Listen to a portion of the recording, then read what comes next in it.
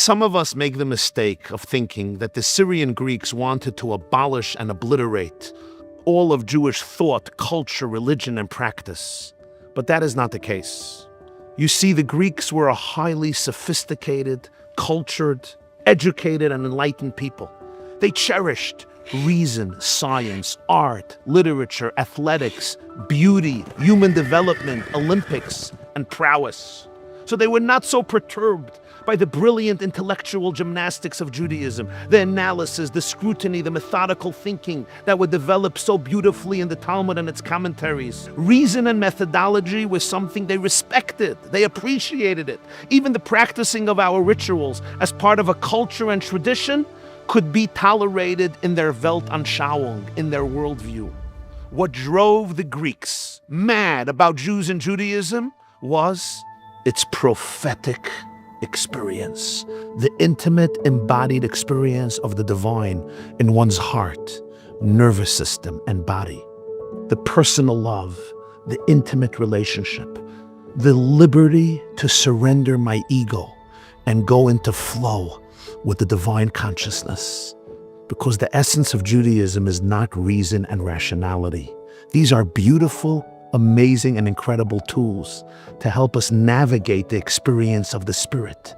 The mind is like a map that tells you where everything is, but it can't replace the gift of presence.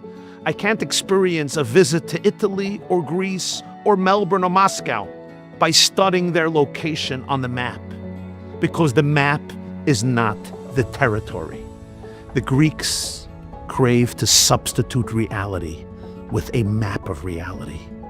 This became Western thought. For them, reality is that which can be measured by the mind and by rational thinking. But that's not reality. Reality is infinite. Reality is divine. Reality is cosmic oneness. Reality is limitless bliss and love. When we reduce reality to reason, we're severed from the prophet inside of us, from our inner divine soul, which when cleared up can channel the infinite intelligence, consciousness, and love of the universe. In some ways, the Greeks were victorious. You see, for many of us, Judaism is an intellectually rich, engaging, and even inspiring mind experience. But can you feel the bliss of intimacy with the divine in your heart and in your body? Can you feel the energy of oneness flowing through you? The very question seems un-Jewish to many of us. This, sadly, is part of the victory of the Greeks. And that's why we say in the Hanukkah prayer of Al Hanissim that the Greeks attempted lahashkicham Torasecha ulahavira mechukei ritzonecha. They wanted to make us forget not the Torah, but your Torah.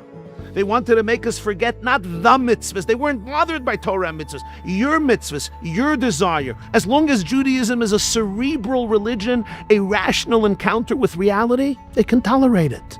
What they could not tolerate is the prophetic spirit of Judaism, the experience of God's oneness in my bones, the bliss of complete fusion as my soul and nervous system become a channel for Hashem Echad, for infinite consciousness, for infinite oneness.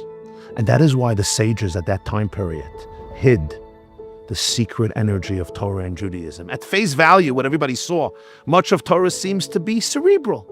So many intellectual ideas and arguments and debates and questions and tedious rules and such a focus on technicalities. The sages, it seems, did this intentionally. It allowed the essence of Judaism to be transmitted under the radar of the Greeks and the Romans. But the one pure jug of oil in the core of our soul and our nervous system remains unsoiled, uncontaminated.